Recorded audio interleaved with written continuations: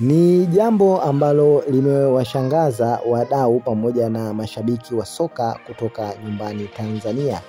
Mara baada ya kilabu cha wanayanga Dar es Salaam Young Africans kuingia kwenye vichwa mbalimbali vya habari na kuzungumziwa vilivyo kwa mengi ambayo yameweza kujiri. Ikumbuke katika kipindi hiki ambacho Yanga tayari wameshaimarishwa kuingia katika michuano mikubwa hapa Afrika inayoendelea sasa hivi, ambapo kila mmoja amekuwa makini kufuatilia hatua na kila mwendo kwa mwendo kuona ni kilabu kipi cha soka kinatisha zaidi na ni noma zaidi ya mwenzake.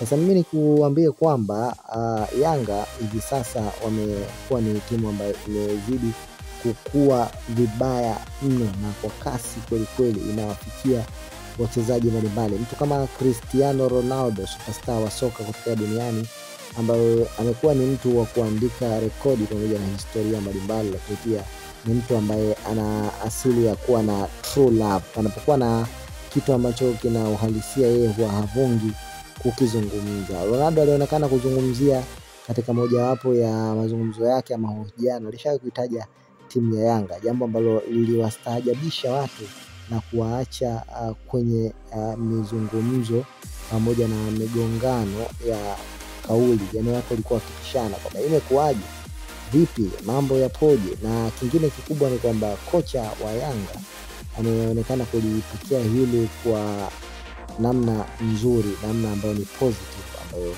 inaleta na kuchangia mafanikio katika timu.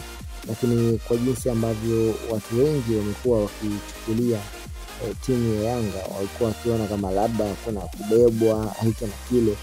Wengine wanadai kwamba Yanga imekuwa timu ambayo kama inabebwa ikiwa uwanjani. Lakini zote hizi ni mbwembwe na maneno ya wakosaji, wale ambao wamekuwa wakichukia na kutoikubali Yanga. Ndio maana wamekuwa wakizungumza porojo pamoja na mambo kama haya. Hayo ndio maneno ambayo mashabiki pia wamekuwa wakiyasema mara kwa mara na wakiyazungumza kwamba wanaoichukia Yanga wamekuwa hawaisemi kwa wema, wamekuwa wakizungumza kwa ubaya, hawaizungumzi kwa wema, na wote ni kutokana na mashabiki tofauti.